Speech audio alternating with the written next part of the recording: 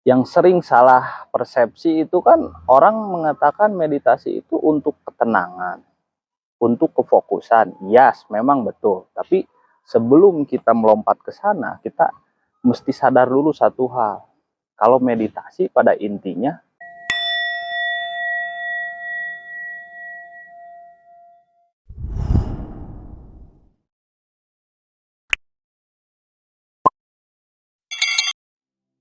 secara naluriah, biasanya manusia itu memerlukan alasan untuk melakukan sesuatu, jangankan hal yang besar. Untuk hal terkecil pun biasanya manusia memerlukan alasan yang kuat. Kenapa mereka harus atau kenapa kita harus melakukan hal tersebut? Nah, karena yang akan saya bahas kali ini tentang beberapa alasan kenapa kita harus mulai mencoba meditasi sadar nafas. Jadi aku akan share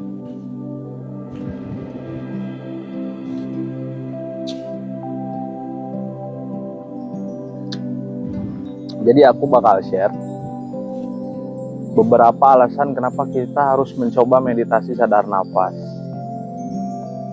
Ya, bisa banyak beberapa alasannya. Yang pertama, yang biasanya sering kita alami dan sulit kita hindarin, biasanya pikiran atau perasaan negatif. Sebetulnya nggak ada yang salah dengan perasaan atau pikiran negatif. Hanya saja pikiran dan perasaan negatif jika kita pelihara dan sifatnya perasaan dan pikiran itu seperti bola salju yang lama-kelamaan makin membesar, itu akan berdampak besar terhadap kesehatan psikologis dan mental kita sendiri. Nah, tidak menutup kemungkinan jika kita pelihara perasaan negatif tersebut akan berdampak juga terhadap kesehatan fisik kita. Nah, kalau kamu misalkan bukan tipe orang yang demikian, yang artinya kamu jarang merasa khawatir atau bahkan dalam hitungan bulan masih bisa kehitung jari kamu merasa khawatir. Ya intinya khawatir dalam hal-hal yang masih wajar lah. Nah, berarti memang kehidupan kamu itu masih baik-baik aja. Tapi kalau misalkan kamu merasakan perasaan negatif yang sifatnya intens, yaitu setiap hari atau mungkin bahkan setiap saat, nah hal itu mestinya udah jadi alert buat kamu, karena itu udah tanda kalau ada sesuatu yang mesti kamu perbaiki di dalam dirimu sendiri. Nah, itulah mengapa meditasi sadar nafas bisa membuat kita lebih, bukan menghilangkan sih bahasa tepatnya tuh, bukan menghilangkan perasaan negatif, tapi lebih bisa kontrol dan menerima apapun yang datang kepada diri kita, entah itu perasaan negatif, hal yang tidak menyenangkan, atau hal-hal negatif lainnya. Nah, kenapa meditasi sadar nafas bisa membuat kita lebih bisa mengendalikan pikiran atau perasaan negatif? Karena alasannya sebetulnya sederhana. Di saat kita sedang melakukan meditasi sadar nafas, itu kita dalam kondisi memusatkan fokus dan perhatian kita hanya pada satu titik, yang dimana satu titik tersebut yaitu hanya memperhatikan keluar dan masuknya napas kita sendiri. Nah, jika kita sering mempraktekkan meditasi sadar napas, yaitu dengan cara tadi hanya memperhatikan keluar dan masuknya napas kita sendiri, secara perlahan perasaan negatif, pikiran negatif, atau hal-hal negatif yang semacamnya selalu meliputi otak kita, perlahan-lahan hal-hal tersebut akan memudar dengan sendirinya, lalu akan tergantikan dengan perasaan yang lebih positif. Karena apa? Karena kondisi kita pada saat itu sedang fokus di satu titik. Nah, itulah kenapa perasaan kita biasanya bisa menjadi lebih tenang, menjadi lebih damai setelah melakukan melakukan meditasi sadar napas. Ya, saya nggak bilang hal itu mudah ya, karena hal seperti itu memang dibutuhkan latihan yang harus rutin. Nggak bisa dengan sekali mencoba kita langsung merasa kalau ini nggak efektif. Ya memang semua orang juga mengalami hal seperti itu. Bahkan saya sendiri pun mengalami hal yang sama. Di awal saya meditasi, atau biasanya bahkan yang bahkan orang yang expert atau udah terbiasa di meditasi, biasanya di 20 menit awal atau 15 menit awal itu pengen udahan, pasti aja nggak enak rasanya. Nah, tapi itulah inti dari meditasi. Kita menyadari tentang apa yang kita terima di otak kita, apa yang muncul di perasaan kita saat meditasi, meskipun itu perasaan yang sangat gak nyaman. Nah, dari situlah kita bisa belajar menerima apapun yang muncul di pikiran dan perasaan kita. Balik lagi ke topik yang pertama, meditasi bisa membuat perasaan negatif dan pikiran negatif kalian berkurang. Karena menurut beberapa penelitian, kalian bisa boleh cari penelitian tentang meditasi, itu sudah banyak banget. Jadi aku nggak akan bahas tentang penelitiannya di sini. Cuman para ahli mengatakan kalau apa yang terbiasa kita masukkan ke dalam pikiran kita, itu akan menjadi kebiasaan kita dan mengubah pola perilaku kita. Bahkan bisa mengubah perspektif kita tentang dunia luar.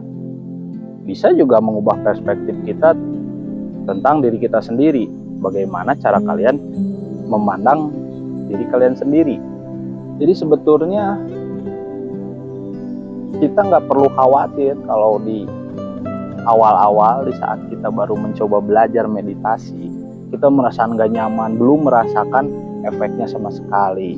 Karena seperti yang saya bilang tadi, ini seperti halnya olahraga seperti kayak olahraga yang lain, membutuhkan repetisi. Nah, sekarang di poin kedua, meditasi sadar napas bisa membuat Anda bisa lebih menerima segala hal.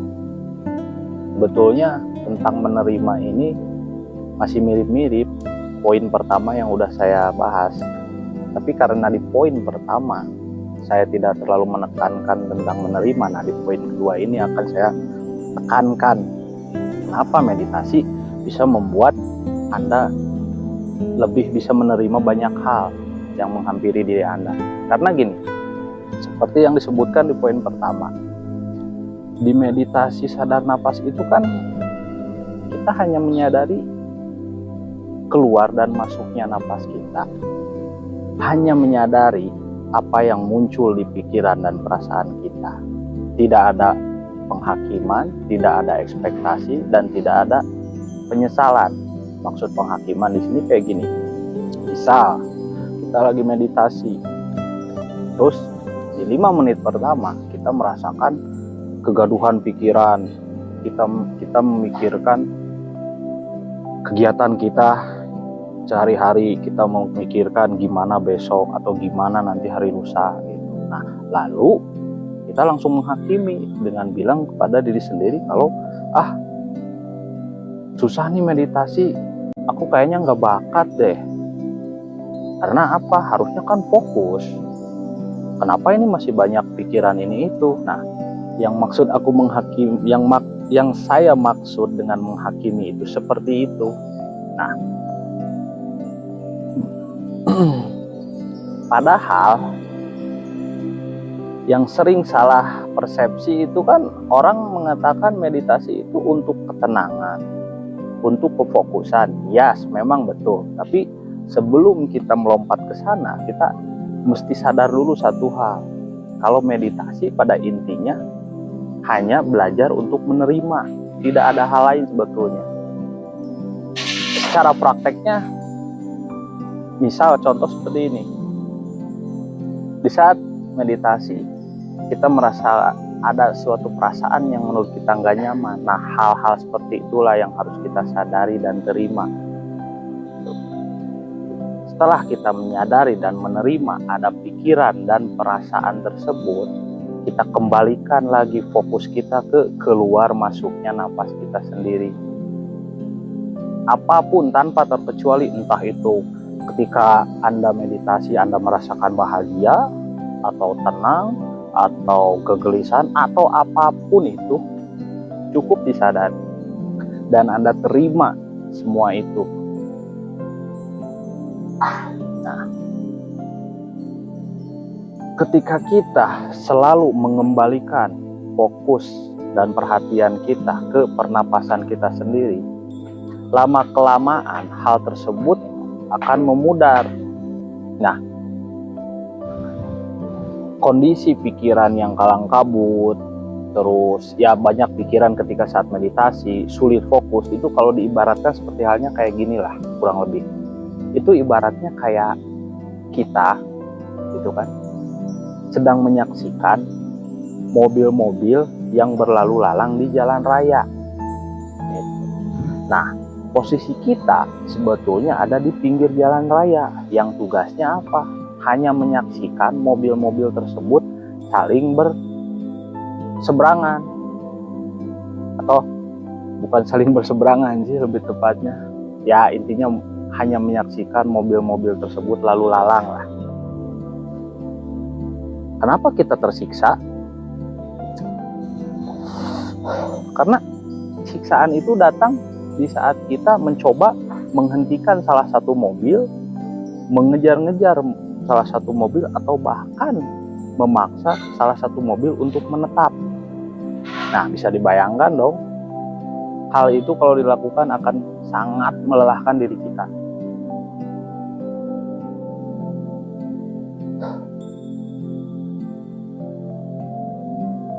Tapi kalau kita kembalikan kesadaran kita, yaitu hanya menyaksikan mobil-mobil itu dari pinggir jalan, tentunya kita tidak akan kelelahan.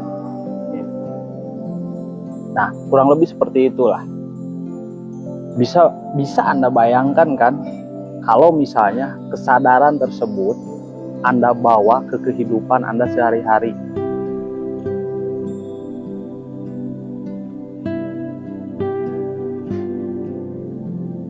Anda akan merasa lebih bahagia, lebih tenang. Karena apa? Di saat ada kesenangan yang datang ke diri Anda tentu akan merasa senang kan? Pasti merasa bersyukur, udah jelas. Dan kalaupun ternyata yang menghampiri Anda adalah perasaan yang tidak mengenakan, Anda akan bisa lebih menerima. Anda akan lebih bisa hanya menyadari perasaan tersebut, tidak menolak atau tidak mencoba menyingkirkan, seperti halnya analogi tentang mobil yang tadi. Nah, itulah yang dimaksud para orang-orang yang, karena saya di sini berbicara bukan kapasitas seorang ahli meditasi, tapi hanya berdasarkan apa yang saya rasakan, berdasarkan pengalaman saya. Mungkin seperti itulah yang dimaksud dengan bebas dari penderitaan, yang artinya bukan hal yang tidak mungkin kita bisa bahagia tanpa alasan, bukan dalam artian yang negatif ya, bahagia tanpa alasan, tidak seperti itu. Tapi kalau yang asalnya dulu kita hanya bisa merasa bahagia kalau mendapatkan kabar yang baik atau sesuatu yang baik gitu. Tapi kalau misalkan level kesadaran Anda sudah meningkat seperti yang tadi, kita bisa bahagia kapanpun dan dimanapun. Karena kenapa kita harus memahami konsep tersebut sih?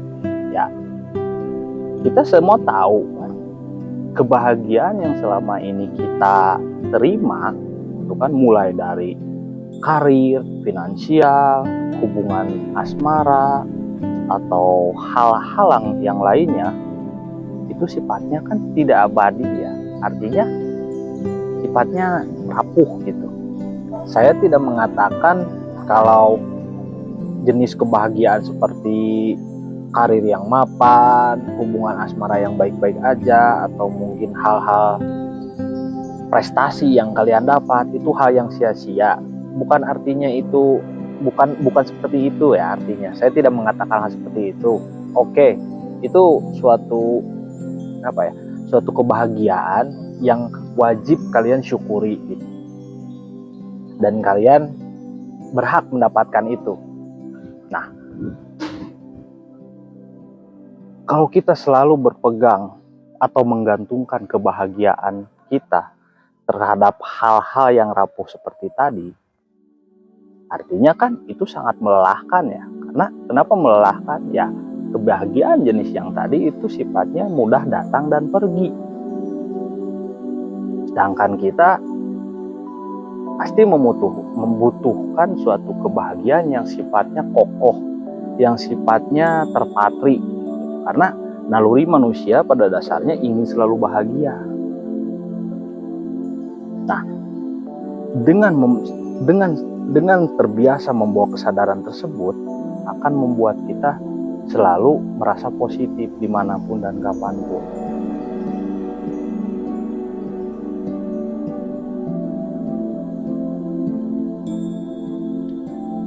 Dan mungkin akan ada garis bawah ya, karena banyak yang tanya juga, terus gimana kalau kita saat meditasi nih perasaan buruknya makin menjadi-jadi nih, perasaan negatifnya semakin kuat nih gitu, sampai kalian atau Anda merasa kewalahan.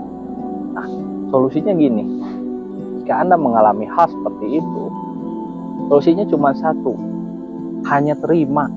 Udah, terima aja semua hal yang datang, entah itu pikiran buruk atau apapun, bahkan pikiran senang sekalipun, kita terima.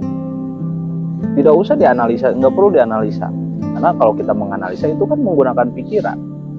Ya, kita mikir satu akan muncul pikiran dua, kita mikir dua akan muncul pikiran tiga, dan begitu seterusnya, nggak ada ujungnya. Dan akhirnya kita sendiri yang akan kelelahan dengan pikiran kita sendiri. Tetap tanamkan kesadaran jika semua hal yang Anda terima tidak sesuai dengan ekspektasi dan kemauan Anda, selalu kembalikan ke napas. Maksud saya, selalu kembalikan perhatian kita ke keluar masuknya napas, hanya itu. Nah, yang terakhir adalah bahagia. Udah jelas dong kenapa meditasi sadar bisa menumbuhkan perasaan bahagia di dalam diri kita. Karena apa? Jika Anda melakukan dengan konsisten dari poin pertama dan kedua tadi, itu kebahagiaan itu sebetulnya udah otomatis. Nah, bisa dibayangkan nggak kayak gini, misalkan kondisi mental Anda kuat, kan? Kedua, kondisi mental Anda yang kuat itu menciptakan pikiran yang tenang dan jiwa yang sehat. Nah, pikiran tenang, jiwa yang sehat itu akan lebih membuat Anda siap untuk menghadapi apapun. Nah, karena rasa kesiapan itu, Anda yang asalnya Anda merasa takut dengan hal-hal yang Anda tidak sukai, misal biasanya Anda kayak gini, Anda sering mencemaskan hari esok, aduh besok kerjaan gimana ya, atau misalkan aduh besok mau presentasi gimana ya, atau hal yang lainnya. Karena Anda sudah latihan, Anda akan lebih siap menerima perasaan tersebut. Anda tidak akan terbawa arus emosi tersebut. Kenapa saya bilang perasaan kesiapan itu berbanding lurus dengan kebahagiaan? Ya karena menurut saya pribadi, ketakutan yang kita rasain itu kan sebetulnya berasal 90% ya, atau 99% biasanya tercipta dari hal-hal yang belum terjadi, yang artinya itu hanya ada di pikiran kita. Nah, posisi Anda saat ini sudah mengetahui kalau hal tersebut itu hanya pikiran. Dan Anda tentu sudah mengetahui cara mengcounternya itu seperti apa, sehingga Anda menjadi merasa lebih siap. Nah, itulah yang dimaksud menurut saya, hal tersebut bisa menciptakan kebahagiaan. Kebahagiaan yang murni dari dalam diri Anda. Bukan kebahagiaan yang berdasarkan hal-hal di luar dari diri Anda. Karena jika kondisi kesadaran Anda sudah di level tertentu, Anda akan memandang dunia itu dengan cara yang lain. Anda akan punya perspektif baru, Anda akan punya definisi baru tentang kebahagiaan ataupun kesedihan. Anda menjadi lebih stabil emosinya karena Anda sekarang tidak mudah terbuai dengan hal-hal yang saya maksud dengan kebahagiaan yang rapuh seperti tadi. Dan yang paling saya sukai dari hasil meditasi dengan metode seperti itu, jadi menumbuhkan semacam spirit baru, spirit dalam hal melihat kehidupan ini sebagaimana apa adanya, tidak dilebih-lebihkan, tidak dikurang-kurangi, yang artinya kita melihat semuanya itu secara lebih objektif, lebih mendidik kita, mendisiplinkan kita untuk hidup di hari ini, lebih mendisiplinkan kita untuk benar-benar menikmati kehidupan di hari ini dan detik ini. Orang-orang dewasa pada umumnya kan, khususnya di masa sekarang ya, mereka hidup di hari ini, tapi pikiran dan perasaan mereka tidak di hari ini. Kebanyakan pikiran dan perasaan mereka itu biasanya ada di hari esok atau bulan depan, atau intinya sesuatu yang belum tentu terjadi sebetulnya. Nah, sehingga mereka melupakan kalau mereka itu makhluk yang hanya hidup di detik ini, tidak di hari esok. Banyak faktor yang menutup kesadaran kita sehingga melupakan hal-hal tersebut, sehingga lebih tepatnya menjauhkan diri kita dari kesadaran yang semestinya kita rasakan. Nah, kalau sesuatu yang negatif saja bisa diciptakan, artinya kita kan menjadi pribadi yang pemurung atau selalu berpikiran negatif, berlebihan dalam menanggapi hal-hal kecil. Itu kan sebetulnya kebiasaan yang ditanamkan ke dalam otak kita sendiri, sadar maupun tidak sadar, sehingga kebiasaan tersebut menciptakan kita menjadi pribadi yang lebih negatif, menjadi perubahan di dalam pola perilaku kita. Itu hal negatif. Artinya untuk hal positif pun kita bisa membentuk dengan hal yang sama, yaitu dengan mulai memasukkan hal-hal yang sehat ke dalam pikiran kita, dalam jiwa kita, mulai menghindari hal-hal toksik atau menghindari hal-hal yang bisa membuat kita menjadi lebih murung.